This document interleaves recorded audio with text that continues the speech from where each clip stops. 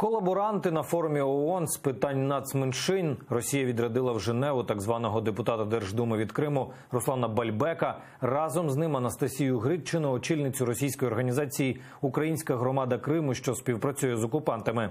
Разом з тим на форум не пустили ще двох поплічників агресора – ректора Кримського інженерно-педагогічного університету Чингіза Якубова та заступника муфтія мусульман Криму Есадуллаха Баїрова. Вони так само мали бути в російській делегації, та їм відмовили в реєстрації. Раніше Українське міністерство закордонних справ виступило проти візиту колаборантів на форум і направило організаторам ноту протесту. А ось як прокоментував ситуацію заступник голови Меджлісу Ахтем Чийгоз.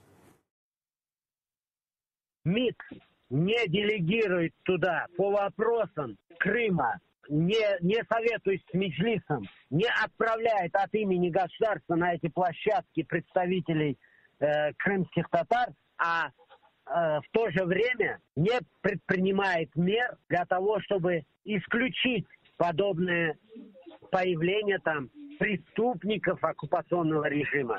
Бальбек всем известная личность.